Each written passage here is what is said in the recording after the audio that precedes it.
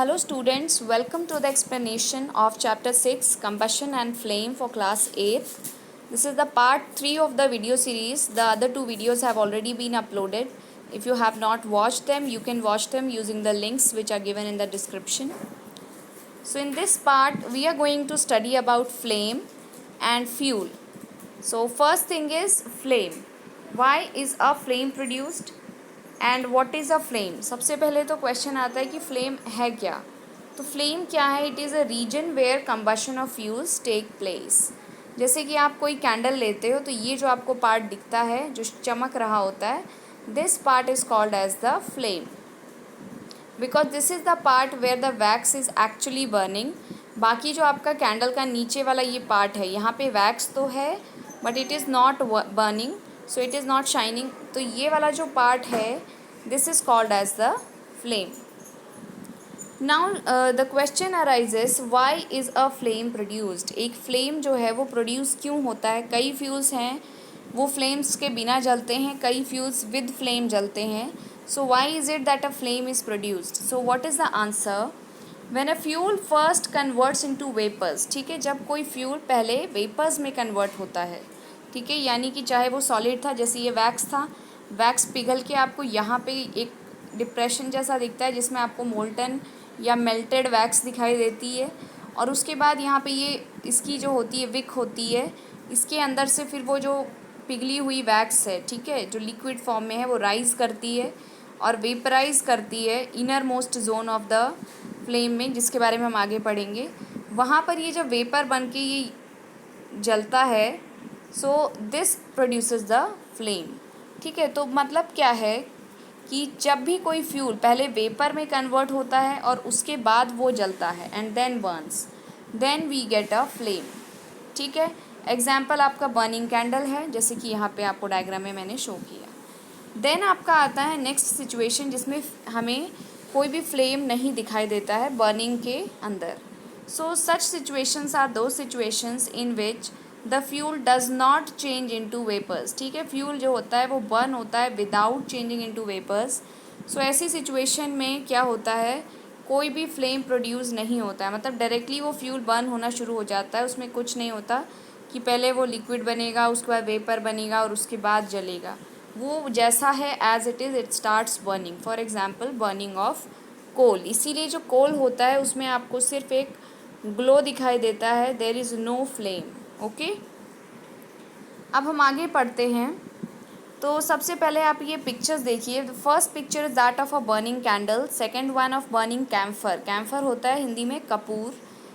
ये ज़्यादातर जो लोग होते हैं, they use it for the purpose of aarti और अदर रिलीजियस रीजंस। ओके, ज़्यादातर उसी लिए यूज़ करते हैं, अदरवाइज़ और भी तरह से अगर आप यूज़ कर सकते हो तो यू कैन। देन ये जो थर्ड आपको पिक्चर दिख रही है, this is of burning magnesium ribbon. ठीक है, तो ये जो आपको दिख रहा है सिल्वर सिल्वर ये shiny, this is the ribbon. और ये रिबन का आगे वाला पार्ट जो ये जल रहा है, तो this is producing a white flame, Darjeeling white flame, जिसके बारे में हम पढ़ते आए हैं नॉन मेटल्स एंड मेटल्स वाले चैप्टर से। ठीक है, उसके बाद ये पिक्चर देखिए, आपको जो यहाँ फर्स्ट पिक्चर है, this is of burning charcoal. ठीक है, आप देख सकते हो इसमें कोई फ्लेम नहीं है, सिर्फ ये चीज़ आपको चमकती हुई दिख रही है। ठीक है, the charcoal is glowing but there is no flame visible. Then this next picture, it is that of a burning kerosene stove. तो kerosene stove आजकल नहीं यूज़ होते हैं, सो ये पहले यूज़ हुआ करते थे। तो ये जो यहाँ पे आपको कंटेनर दिख रहा है इसका, ये सिलेंड्रिकल, इसके अंदर होता था केरोसिन ऑयल, जो यहाँ इस पाइप से रिलीज़ होता था जब यहाँ से प्रेशर अप्लाई किया जाता था। यहाँ पर एक पंप होता है, प्रेशर पंप। ठीक है, उसको ऐसे प्रेस किया जाता है अंदर की तरफ। तो जब प्रेस करते हैं तो एयर प्रेशर की वजह से वो ऑयल जो है वो यहाँ से ऐसे रिलीज़ हो जाता है और फिर यहाँ पर you light a match stick and it starts burning like this. So ये आपका है एक बर्निंग केरोसिन स्टोव। अब आपका क्या है, मैंने ये पिक्चर्स आपको क्यों दिखाई हैं, बिकॉज हमारा जो नेक्स्ट पार्ट है वो इसी से रिलेटेड है। So this is the table which is given in your NCERT. आपसे पूछा है कि ये डिफरेंट चीज़ें जब जलती हैं तो इनमें से कौन सा है जो फॉर्म करता है फ्लेम और कौन सा है जो नहीं फॉर्म करता है flame. So you have to find out. तो कैंडल की पिक्चर हमने देखी थी, ठीक है, we had seen the picture of the candle, this picture, the first picture, ये कैम्फर की है, आप इसको लर्न कर लो क्योंकि अभी हम वहाँ जाएंगे and we'll do it. Then this is that of burning magnesium ribbon. तो तीन के तीनों में आप देखो कि यहाँ पे there is a flame, charcoal में there is no flame, and in the kerosene stove जो बर्न हो रहा है उसके अंदर भी आपको फ्लेम नज़र आ रही है। यही आपको सारे यहाँ दिए हुए हैं कैंडल, तो आप कर दोगे कैंडल को, it forms flame, magnesium also forms flame, camphor also forms flame, kerosene stove also forms flame, and charcoal was the only one which does not form flame। तो आपका ये इस तरीके से टेबल कंप्लीट हो जाएगा। Now next part that we are going to discuss is structure of candle flame. ठीक है, how a candle flame can be drawn और how we can determine the different regions in a candle flame. ठीक है, तो candle flame के देखिए बेटा 3 zones होते हैं, there are 3 zones. So 3 zones में जो सबसे इनर मोस्ट जोन है, जो आपको यहाँ पे ये ब्लैक कलर का दिख रहा है, जो विक के जस्ट पास है, ये विक है, और ये आपका जो ब्लैक सा दिख रहा है, this part it is the innermost zone. ठीक है, ये इनर मोस्ट जोन जो है, यहाँ पर अनबर्नड वैक्स वेपर्स होते हैं, बिना जले हुए वैक्स वेपर्स, और वो वेपर्स भी ब्लैक ब्लैक कलर के आपको दिखेंगे। अगर आप ध्यान से गौर से देखो, you will be able to see. So this type of this zone is called as the innermost zone of the candle। ठीक है, उसके बाद एक जो दूसरा जोन आता है, जो आपको ये येलो रेड कलर का ये दिख रहा है, जो मेजॉरिटी ऑफ द फ्लेम को कंप्राइज करता है, इसको हम कहते हैं middle zone of the candle, और द कह सकते हो आप middle zone of partial combustion. Why partial combustion? क्योंकि ये जोन का जो कलर है, अगर आप देखो, इट इज़ येलो और it is orangish red colour. ऐसा कलर सिर्फ तब प्रोड्यूस होता है जब पार्शियल कंबशन होता है। जब कंप्लीट कंबशन होता है तो उसमें ब्लू फ्लेम प्रोड्यूस होती है। जब इनकम्प्लीट कंबशन होता है तो वहाँ पर येलो या ऑरेंज फ्लेम नज़र आती है। तो ये वाला जो फ्लेम का पार्ट है, दिस पार्ट, इस पार्ट के अंदर उतनी ऑक्सीजन नहीं अवेलेबल है। यहाँ तो वेपर्स ही थे जो इनर मोस्ट था। फिर जब ये सेकेंड पार्ट में आए तो यहाँ पर ऑक्सीजन अवेलेबल हो गई है, इट इज़ बर्निंग ऑल्सो, लेकिन ऑक्सीजन एज़ कम्पेयर टू जो इसका बाहर वाला पार्ट है, जो आउटर मोस्ट पार्ट है, उसके कंपैरिजन में यहाँ सफिशिएंट ऑक्सीजन सप्लाई नहीं हो रही है। सो ये पार्ट जो है, यहाँ पे पार्शियल कंबशन है, और ये येलो या ऑरेंज कलर का आपको नज़र आता है। उसके बाद आता है कैंडल का outer most zone, and this is the zone of complete combustion. ठीक है, तो ये वाला जो जोन होता है, यहाँ पर कंप्लीट कंबशन है, क्योंकि एयर से डायरेक्टली यहाँ पे sufficient amount of oxygen available हो जाती है, और यहाँ पे जो वैक्स के पार्टिकल्स रीच करते हैं वो पूरे के पूरे अच्छी तरह से जलते हैं। सो this is blue in colour because of complete combustion. अब जहाँ जितना ज़्यादा कंबशन होगा, अकॉर्डिंगली उसके टेम्परेचर भी होगा, एंड सो हम इन्हीं जोन्स को और 3 नामों से, या ये कह सकते हो आप, इससे आप डेजिग्नेट कर सकते हो कि which one is the hottest, which one is the coldest. तो ये कैसे करेंगे हम?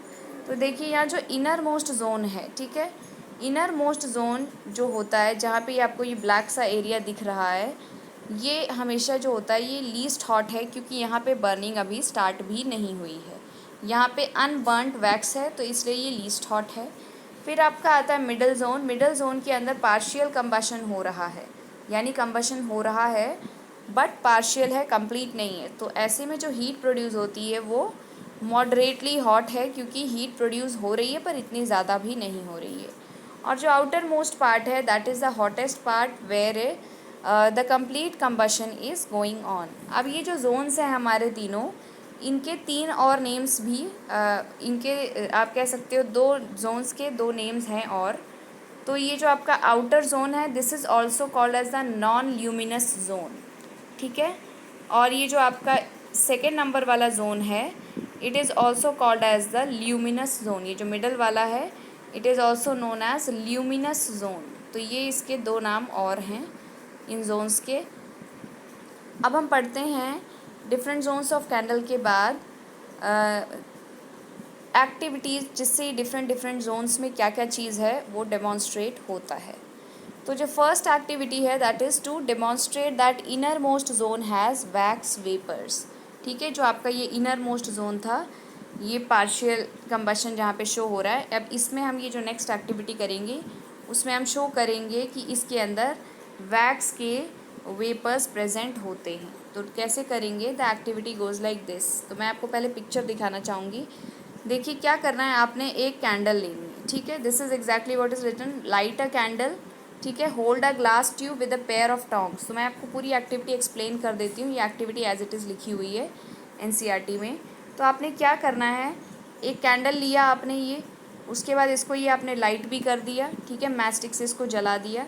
उसके बाद आपने ये ग्लास ट्यूब लेनी है। ग्लास ट्यूब जैसे आपको यहाँ मोटी दिख रही है थोड़ी सी, इन रियलिटी जो ग्लास ट्यूब यूज़ होती है एकदम पतली होती है, ठीक है, एकदम बारीक, जैसे स्ट्रॉ होता है, ठीक है, कोल्ड ड्रिंक्स पीने के लिए हम यूज़ करते हैं। And it is open here also and here, मतलब ऊपर नीचे दोनों एंड्स पे इट इज़ ओपन, ठीक है। तो ग्लास ट्यूब ऐसी होती है, एकदम पतली सी स्ट्रॉ समझ लीजिए ग्लास ट्यूब को, पर ये कांच की होती है, तो एकदम पतली होती है। इसको क्या करना है आपने, इसका जो ये वाला जोन है जो ब्लैक कलर का दिख रहा है, वहाँ पे आपको इसको इंसर्ट करना है, ठीक है। तो you will insert it in the zone which is the innermost zone, और ये आपको जो होल्ड करनी है इसको with the help of a tong आपको होल्ड करना है। तो व्हाट विल हैपन इज़ कि ये जो आपकी कैंडल है इसके अंदर से जो वेपर्स हैं, ठीक है, यहाँ पे जो वैक्स के वेपर्स हैं ये इसके अंदर इस तरह से राइज़ करेंगे, ठीक है, इस तरह से ऐसे ब्लैक ब्लैक वेपर्स ऊपर की तरफ ये आते रहेंगे।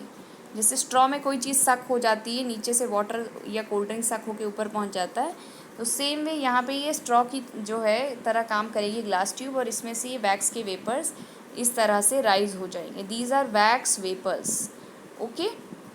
अब ये वेपर्स जो हैं इसमें राइज़ हो रहे हैं। अब क्या होगा, अब क्या करो, आप एक कैंडल लो, सॉरी एक मैच स्टिक लो जली हुई, और उसको इसके दूसरे एंड पर लेकर आओ, मतलब फर्स्ट फ्लेम के अंदर है, दूसरा एंड जो ओपन है, जो किसी के अंदर नहीं है, उसके पास आप कैंडल का सॉरी एक बर्निंग मैच स्टिक लेके आइए।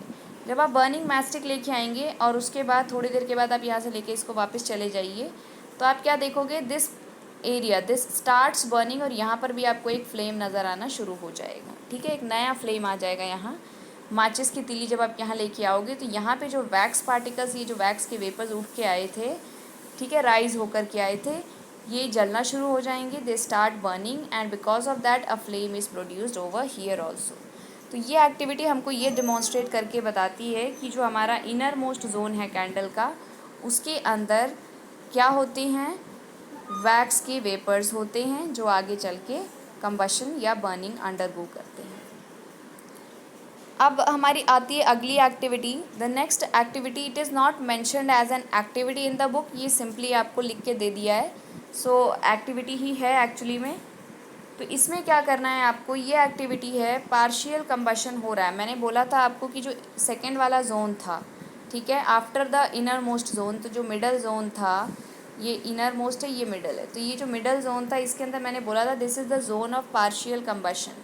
अब इसमें पार्शियल कंबशन हो रहा है या नहीं हो रहा है, इसको चेक करने के लिए या इसको डेमॉन्स्ट्रेट करने के लिए there is an activity given in the book. और ये जो एक्टिविटी है इसका बेसिस क्या है कि हमें ये पता है कि जब भी पार्शियल कंबशन होता है तो एक अनबर्न्ड कार्बन के पार्टिकल्स प्रोड्यूस होते हैं जिनको हम सूट कहते हैं, ठीक है, डार्क डार्क कलर का, ब्लैक ब्लैक कलर का हमको एक अनबर्न्ड पार्टिकल्स दिखाई देंगे।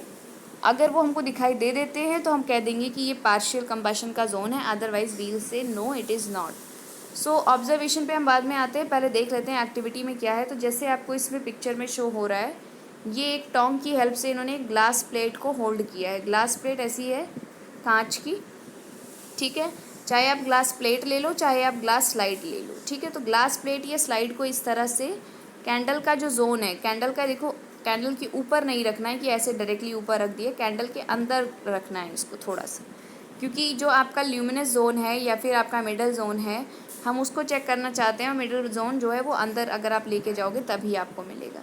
तो आप इसको इसके अंदर डालोगे, ठीक है, और उसके बाद थोड़ी देर बाद after 10 seconds you will remove, and this is what you will observe. So what is the observation, यहाँ पे एक ब्लैक ब्लैक कलर का ये डिपोजिशन हो गया है। What is this black coloured deposition, this is the unburned carbon particles, ठीक है, यही है आपका अनबर्न्ड कार्बन पार्टिकल्स। और ये जो हो गया है यहाँ पे दिख रहा है आपको, प्रेजेंट हो गया है या बन गया है, तो ये क्या डेमोन्स्ट्रेट करता है, ये डेमोन्स्ट्रेट करता है कि जो हमारी ये है फ्लेम, इसका जो इनर जो सॉरी मिडल जोन है, इसके अंदर there are unburned carbon particles and this is the zone where partial combustion takes place. ठीक है, तो ये हो गया आपका innermost the middle zone and the outermost zone का discussion.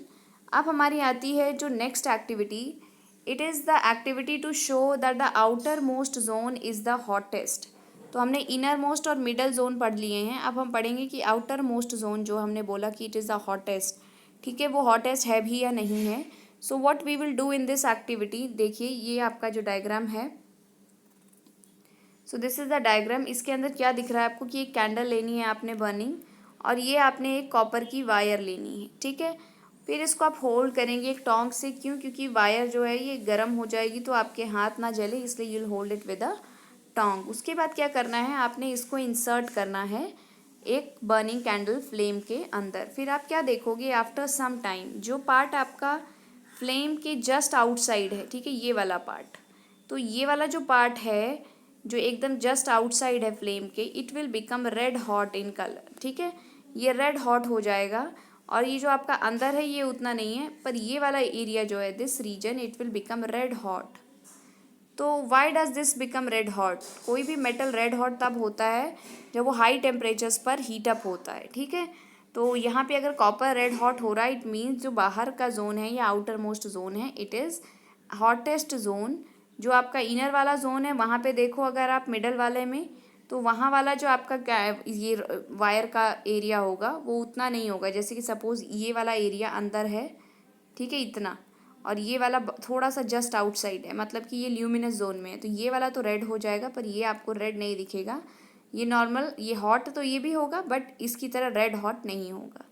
So this activity shows that कि जो आउटर मोस्ट जोन होता है किसी भी फ्लेम का, ठीक है, तो यही आपको यहाँ पे सारा लिखा हुआ है कि 30 सेकेंड्स तक अबाउट आपको ये होल्ड करना है, और उसके बाद आप देखेंगे कि जो फ्लेम के जस्ट आउटसाइड कॉपर वायर का पार्ट है दैट गेट्स रेड हॉट। तो इससे आपको कंक्लूजन क्या मिलता है कि outer most zone of the flame is the hottest.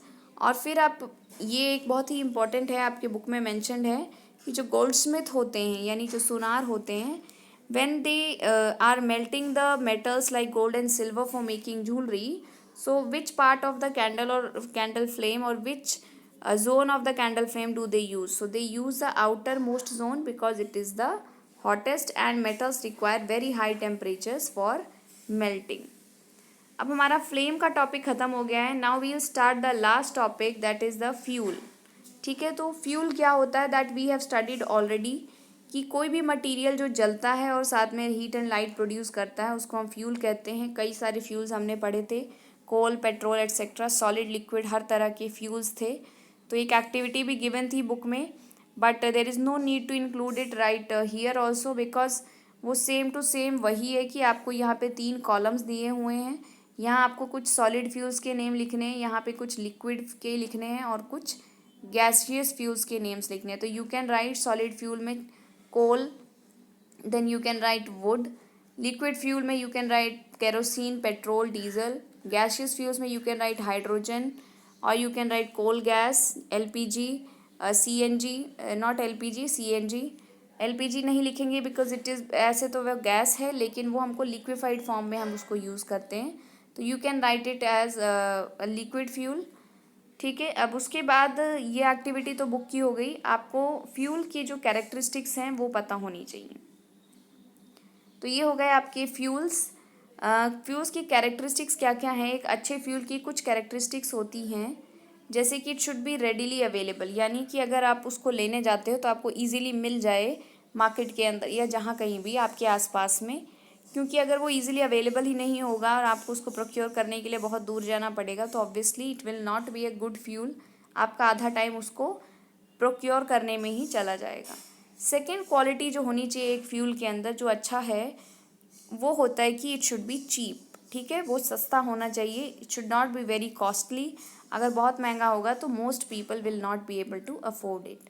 Third thing is it should burn easily at moderate rate, यानी कि ये जलना चाहिए, आसानी से जलना चाहिए। ठीक है, हमको ज़्यादा मेहनत नहीं करनी पड़े, और साथ ही मॉडरेट रेट पे जलना चाहिए। ठीक है, मॉडरेट रेट मतलब ये नहीं कि एकदम एक्सप्लोड कर रहा है, एकदम बहुत ज़ोर से जलने लग रहा है और उसकी वजह से आपके घर में फिर फायर हो गई है, ठीक है। तो वी वांट ऐसा fuel, such a fuel which Burns easily eight moderate rate.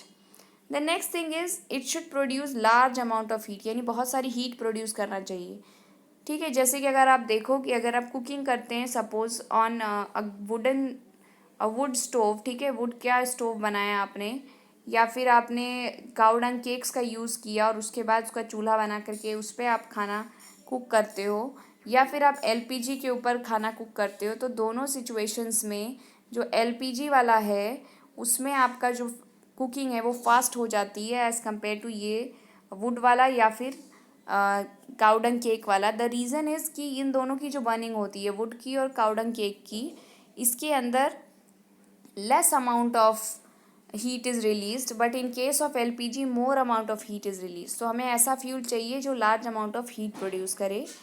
उसके बाद है लीव नो रेसिड्यू बिहाइंड, ऐसा भी फ्यूल चाहिए जो जलने के बाद कुछ पीछे किसी भी तरीके का रेसिड्यू या कुछ भी रिमेन्स ना छोड़े, जैसे किसी लिक्विड फॉर्म में या फिर कुछ जैसे कि हमको सॉलिड फॉर्म में ऐश मिलती है, तो ऐश वगैरह ये लीव बिहाइंड ना करे। हम ऐसा फ्यूल अगर हमारे को मिल जाता है तो we call that fuel as a good fuel.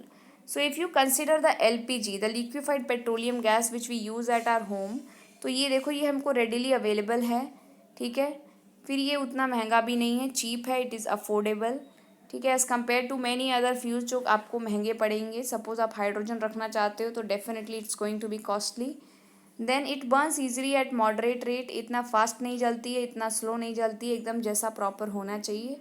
अगर आप फॉस्फोरस या सोडियम लेके आ जाइए और उसको फ्यूल की तरह यूज़ करें तो what will happen, it will burn with N explosion, इतना ज़ोर का जलेगा कि हमारे लिए प्रॉब्लम हो जाएगी उसको कंट्रोल करना। So LPG is a good fuel और ये large amount of heat produce करता है, ये हम डिस्कस कर चुके हैं, और ये कोई भी ऐश नहीं छोड़ता है बर्निंग के बाद, ठीक है। तो एरिया आपका क्लीन रहता है, तो इसीलिए जो एलपीजी है it can be called as a good fuel. अब एक टर्म आपकी बुक में मेंशन्ड है that is the ideal fuel.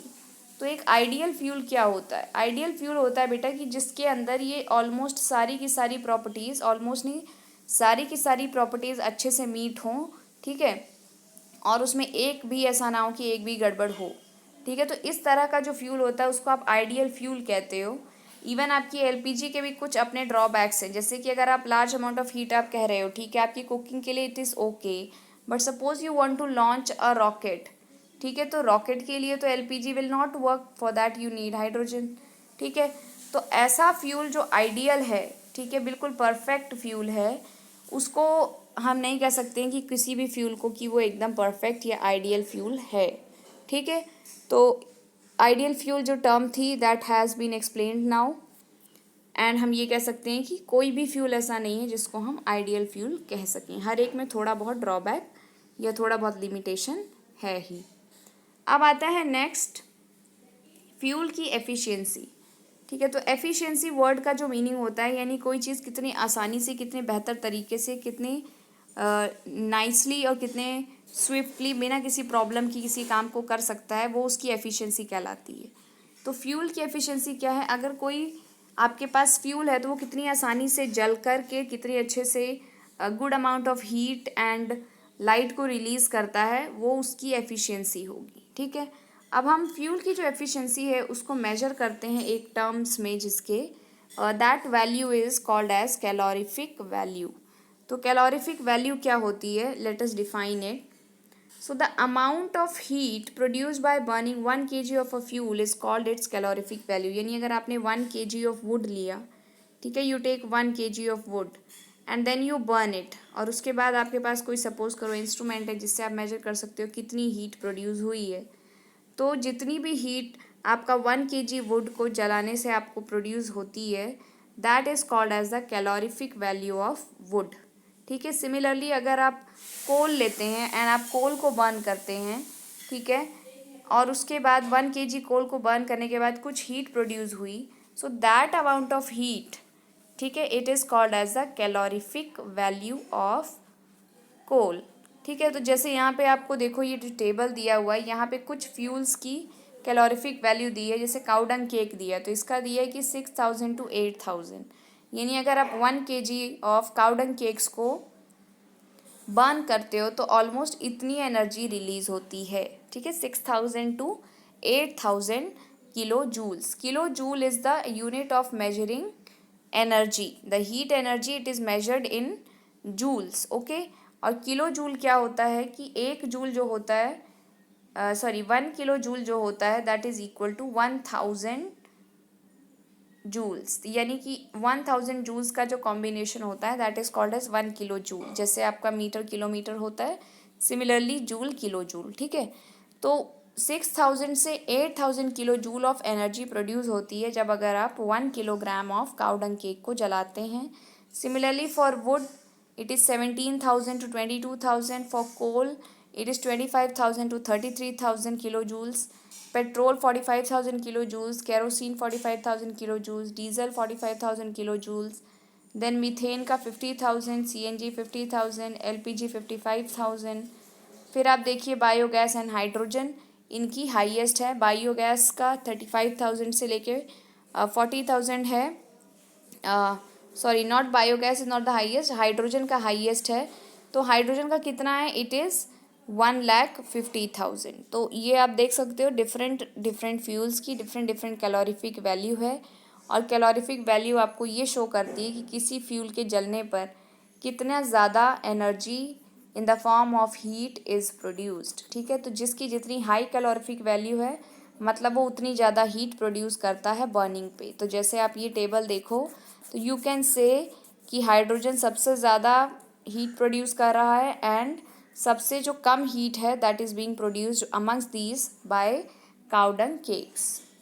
अब आता है आपका नेक्स्ट टॉपिक दैट इज़ कि इसकी एसआई यूनिट क्या है. So SI unit of calorific value is kilo joule per KG. यानी हर केजी में कितने किलो जूल्स एनर्जी प्रोड्यूस हुई, तो यही यूनिट हो जाती है इसकी. अब कैलोरीफिक वैल्यू जो है इसको अगर आप फॉर्मूला के तरीके से लिखना चाहो तो what it is like this कि calorific value is equal to heat produce divided by the mass of fuel. यानी कि जितनी भी हीट प्रोड्यूस हुई आप वो ऊपर लिखिए, मास ऑफ फ्यूल आप नीचे लिखिए. You will be able to get कि 1 kg ऑफ फ्यूल कितना एनर्जी प्रोड्यूस करता है. ठीक है. और that is exactly what the calorific value is. So this is the formula. Now हमारा जो है कि बर्निंग ऑफ फ्यूल्स हम कर रहे हैं, तो बर्निंग ऑफ फ्यूल्स से क्या हार्मफुल इफ़ेक्ट्स हो सकते हैं. This is the last topic which is given in your book. ठीक है, फ्यूल्स के ही अंडर. तो बर्निंग ऑफ फ्यूल्स से कुछ हार्मफुल इफ़ेक्ट्स हैं, 4 आपकी बुक में डिस्कस्ड हैं, हम वही 4 डिस्कस करेंगे. फर्स्ट थिंग इज़ कि ये जो है इस डेंजरस पॉल्यूटेंट्स रिलीज़ करता है जो डिजीज़ेस कॉज करते हैं रेस्पिरेटरी सिस्टम की, जैसे कि एस्थमा. और भी डिजीज़ेस हैं जैसे ब्रोंकाइटिस. ठीक है. तो many diseases even lung cancer तक कॉज कर सकते हैं अगर पॉल्यूटेंट्स बहुत हाई क्वांटिटी के अंदर मौजूद हैं एयर के अंदर. तो जो फ्यूल्स हैं जैसे वुड है या कोल है, जब ये बर्न होता है तो अपने साथ में कुछ अनबर्नड कार्बन पार्टिकल्स जो है वो रिलीज़ करता है. तो these unburned carbon particles when they get inside your lungs, तो लंग की जो लाइनिंग होती है वो बहुत ही बारीक बहुत ही थिन होती है.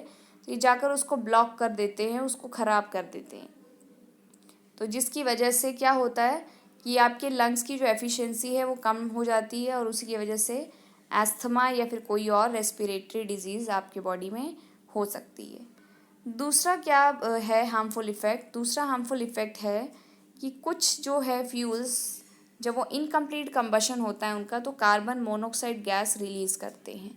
कार्बन मोनोऑक्साइड गैस क्या होता है, देखो कार्बन डाइऑक्साइड का फॉर्मूला होता है CO2, कार्बन मोनोऑक्साइड का होता है CO. मोनोऑक्साइड मतलब एक ऑक्सीजन है. ठीक है. और डाइऑक्साइड यानी डाई मीन्स 2, तो 2 ऑक्सीजन मॉलिक्यूल्स है. तो अगर ज़्यादा है इनफ क्वांटिटी में ऑक्सीजन है तो CO2 बनता है जलने पर. लेकिन अगर नहीं है, जैसे कि क्लोज्ड रूम में आप कोई फ्यूल को जला रहे हो लाइक कोल, तो वैसी सिचुएशन में वहाँ पे क्या होगा, इनकम्प्लीट कंबशन होगा और ये वाली गैस कार्बन मोनोऑक्साइड प्रोड्यूस होगी. अभी जो कार्बन मोनोऑक्साइड गैस है it is a poisonous gas. Why it is poisonous, because हमारी बॉडी में होती हैं आरबीसीज, और आरबीसीज जो होती हैं उनके अंदर क्या होती है, हीमोग्लोबिन होता है. तो जो ऑक्सीजन होती है वो हीमोग्लोबिन से आकर जुड़ती है. ठीक है. और फिर ये इसको पूरी बॉडी में कैरी करके ले जाती है. फिर जा कर के ये वहाँ पे रिलीज़ हो जाती है ऑक्सीजन और हीमोग्लोबिन वापस से फ्री हो जाता है नई ऑक्सीजन को लेकर आने के लिए। लेकिन ये जो कार्बन मोनोऑक्साइड है, व्हाट इट डज इज़ कि ये जा कर के इस हीमोग्लोबिन से जुड़ जाता है। ठीक है, कार्बन मोनोऑक्साइड जब आपका ये इस तरीके का इनकम्प्लीट कंबशन टाइप के एरिया में अगर आप हो, ठीक है, तो वहाँ पर क्या होगा, ये कार्बन मोनोऑक्साइड जाके आपके हीमोग्लोबिन से कंबाइन हो जाएगा।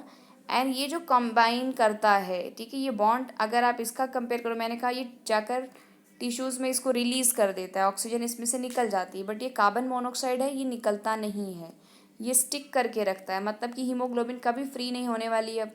अब जब हीमोग्लोबिन फ्री ही नहीं होगी तो ऑक्सीजन बॉडी में कैसे जाएगी, तो ऑक्सीजन नहीं जा पाएगी। और ऐसी सिचुएशन में ऑक्सीजन ना जाने की वजह से हमारी बॉडी में क्या होगा, कोई भी रेस्पिरेशन का प्रोसेस नहीं हो पाएगा। और हमारी बॉडी में जब एनर्जी रिलीज़ नहीं होगी तो ultimately the person will die. ठीक है, अल्टीमेटली हम मर जाएंगे। या अगर कोई पर्सन है ऐसी सिचुएशन में तो वो भी मर सकता है। तो it is dangerous to burn coal in a closed room because the carbon dioxide gas produced can kill the person sleeping in that room. ठीक है, ये बहुत से केसेस ऐसे आपको सुनने को भी मिलेंगे, न्यूज़पेपर्स में भी कई बारी आते हैं। तो इसीलिए कभी भी किसी क्लोज्ड रूम में, अगर जैसे आप सर्दियों के मौसम में if you want to sleep in a room and आप साथ में वहाँ पे अंगीठी जला के रखना चाहते हैं, अंगीठी के अंदर कोल यूज़ होता है, तो उसका जो इनकम्प्लीट कंबशन है उससे कार्बन मोनोऑक्साइड प्रोड्यूस होगी अगर आप खिड़कियाँ वगैरह सब कुछ बंद करके सोए हैं, and it can lead to death also. अब आप कहेंगे कि कार्बन मोनोऑक्साइड जब रिलीज़ होती है तो इंसान को पता नहीं चल जाएगा कि ओके ये गैस रिलीज़ होगी, हम बाहर चले जाते हैं। सो व्हाट हैपेंस इज़ कि दिस कार्बन मोनोऑक्साइड ये इतनी हार्मफुल है, साथ में इसके अंदर ना कोई स्मेल होती है और ना ही इसका कोई कलर होता है। तो neither can the person smell कि some gas is released, nor can a person see a gas being release. तो ये कलरलेस ऑडरलेस गैस है, तो इसलिए ये और भी हार्मफुल हो जाती है।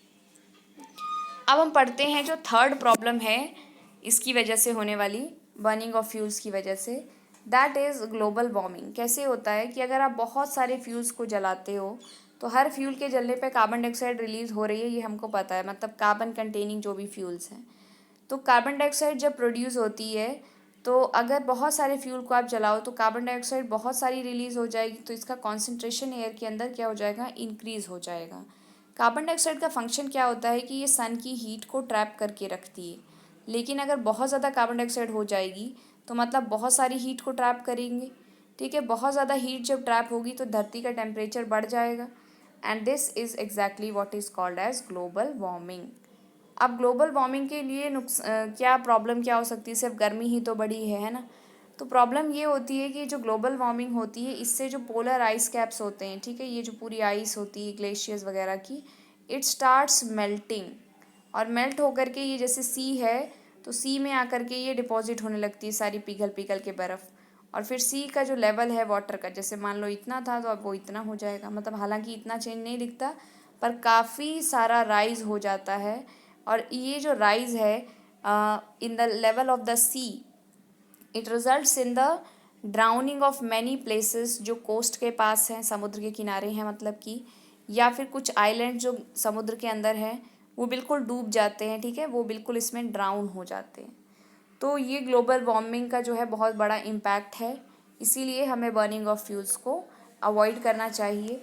अगली चीज़ क्या है, एसिड रेन। ठीक है, this is a very important concept और इससे रिलेटेड क्वेश्चन अक्सर पूछे जाते हैं। तो एसिड रेन क्या है, एसिड रेन क्या होती है बेटा, जब आप कोई फ्यूल जैसे कोल एंड डीजल है खास करके इनके बारे में ये होता है, तो क्या होता है जब ये बर्न करते हैं तो सिर्फ कार्बन डाइऑक्साइड ही रिलीज़ नहीं होती हैं, और चीज़ें भी रिलीज़ होती हैं। इसके अंदर इम्प्योरिटीज़ प्रेजेंट हो सकती हैं, सल्फ़र की, नाइट्रोजन की।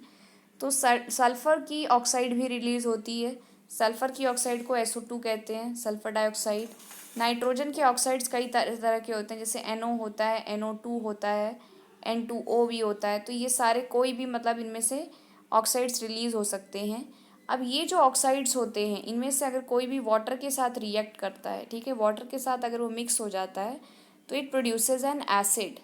ठीक है, जैसे सल्फ्यूरस एसिड प्रोड्यूस हुआ था, अगर आपको लास्ट चैप्टर याद हो मेटल्स एंड नॉन मेटल्स, तो उसमें सल्फर डाइऑक्साइड गैस जो थी, हमने डीफ्लैग्रेटिंग स्पून लिया था एक इस तरीके का, ठीक है। उसके अंदर यहाँ सल्फ़र का पाउडर डाला था। If you haven't watch that video you can watch that also.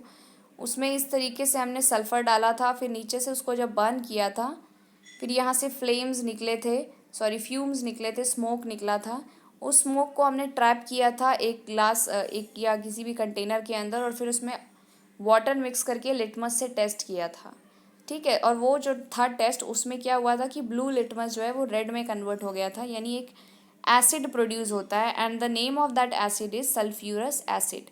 तो यही सेम सिचुएशन एटमॉस्फेयर के अंदर हो जाती है जब आपके बर्निंग ऑफ कोल से रिलीज़ हुई सल्फ़र डाइऑक्साइड या नाइट्रोजन ऑक्साइड्स जा कर के वाटर से मिल जाती हैं। तो सल्फ़र की वजह से तो सल्फ्यूरिक एसिड, और इन जो नाइट्रोजन की ऑक्साइड्स इनकी वजह से नाइट्रिक एसिड, ये जो है एटमॉस्फेयर में क्रिएट हो जाता है। नाउ दिस एसिड जब रेनफॉल होती है it comes down with the rain, और ये जो रेन होती है इसी को हम कहते हैं एसिड रेन। एसिड रेन के नुकसान क्या क्या हैं? जैसे एक तो सिंपल है कि it can cause Burns in animals, animals में मतलब इंसान भी और बाकी एनिमल्स भी। तो आपकी स्किन वगैरह जल सकती है, प्लांट्स भी इसमें जल सकते हैं, डिस्ट्रॉय हो सकते हैं। दूसरा क्या है, ये जो बिल्डिंग्स होती हैं, खास करके जैसे ताजमहल का अगर आपने केस सुना हो, ठीक है। ताजमहल के अंदर क्या होता है कि it is near to Mathura. तो आगरा के पास मथुरा जो है, मथुरा में एक रिफाइनरी है, there is an oil refinery. ठीक है। तो उस ऑयल रिफाइनरी से बहुत सारा स्मोक ऐसे रिलीज़ होकर के जो है वो एयर में जाता है, और वो इतना ज़्यादा होता है कि आगरा कोई बहुत ज़्यादा दूर नहीं है, तो एयर तो सारी जगह की कॉमन है, तो it reaches there also. Now this, ये जो यहाँ का जो स्मोक आया है इसके अंदर सल्फ़र के और नाइट्रोजन के ऑक्साइड्स होते हैं, क्योंकि ऑयल बर्निंग हो रही है उसमें भी ये सारी, या ऑयल रिफाइनिंग भी हो रही है, तो उसमें ये सारी चीज़ें जो हैं वो रिलीज़ होती हैं। तो जब ये ताजमहल है इसके ऊपर एसिड रेन हो गई, तो उसकी वजह से उसके कुछ थोड़ा बहुत उसको डैमेज भी हुआ। तब से इस रिफाइनरी के ऊपर हमेशा एनवायरनमेंट की तरफ से जो है जो एनवायरनमेंट मिनिस्ट्री है उसकी तरफ से कुछ ना कुछ होता रहता है कि इसके ऊपर कंट्रोल जो है मेजर्स वो लगाए जाते रहते हैं। ठीक है। तो ये एक लाइव एग्जांपल है कि किस तरीके से कोरोड करता है एसिड रेन बिल्डिंग्स को। दूसरा है कि सॉइल की एसिडिटी को ये इंक्रीज़ कर देता है। आपको पता है कि अगर सॉइल के अंदर प्रोडक्टिविटी या क्रॉप्स को अच्छे से प्रोड्यूस होना है तो उसके लिए इट्स बेटर कि अगर आपका सॉइल न्यूट्रल है। बट क्या होता है, ये एसिड रेन एसिडिटी को इंक्रीज़ कर देता है सॉइल की, और जब एसिडिटी इंक्रीज़ हो जाती है तो प्लांट्स की ग्रोथ ऑटोमेटिकली हैम्पर हो जाती है या फिर ख़त्म भी हो सकती है। तो ये इसके जो हैं नुकसान हैं, इसीलिए हमको burning of fossil fuels avoid करना चाहिए। अब इसका एक जो है कि what is the alternative, so there is an alternative जो आपकी बुक में गिवन है, दैट इज़ द CNG और the compressed natural gas. Compressed natural gas, ये नेचुरल गैस जो है ये हमारी अर्थ के अंदर से ऐसे निकलती है, ठीक है, इसीलिए इसको नेचुरल गैस कहते हैं। और ये जो गैस होती है इसको कंप्रेस किया जाता है, यानी सिलेंडर्स में इसको फिल करते हैं। जैसे आपकी लिक्विफाइड पेट्रोलियम गैस होती है उसको लिक्विफाई किया जाता है, वैसे कंप्रेस्ड नेचुरल गैस में प्रेशर लगा करके उस नेचुरल गैस को कंप्रेस किया जाता है। फिर इसके भी इस तरह से फिर सिलेंडर आ जाते हैं, और उन सिलेंडर्स को आप क्या कह सकते हो, यूज़ कर सकते हो as fuel source in various automobiles. जैसे कि दिल्ली में आप देखो कि वहाँ पर CNG की बसेस चलती हैं। देन आप अगर चंडीगढ़ में जाइए तो वहाँ पर there are CNG auto rickshaws also. तो CNG से रन होने वाली कार्स भी हैं कंट्रीज़ में, हमारे कंट्री में अभी नहीं आई हैं। सो CNG जो है ये it is an alternative to all these dirty fuels. It is a clean fuel and ये स्मोक नहीं प्रोड्यूस करता किसी तरीके का गंदा, जिसमें बहुत सारे ये आपके जो रेस्पिरेटरी प्रॉब्लम कॉजिंग जो चीज़ें होती हैं वो हों, ना ही ये पॉइजनस गैसेस रिलीज़ करता है। सो CNG it is a very very good one, और ये एक अल्टरनेटिव सजेस्ट किया गया है। इसके अंदर जो मेजर कंपोनेंट होता है वो एक गैस का होता है, that is the methane gas, CH4 जिसका फॉर्मूला होता है। So that was all in this chapter. I hope you understood all the three parts, and अगर आपको नहीं समझ में आई हैं कोई भी टॉपिक्स में कुछ भी कोई प्रॉब्लम है तो you can just mention in the comments and I'll help you out. I'll try to make a quiz on the topics that we have completed and upload it at the earliest. So within a day or two मैं आपको quiz भी upload करके आपको inform कर दूँगी in the comments only. So thank you for watching and write your comments. if you have any doubts.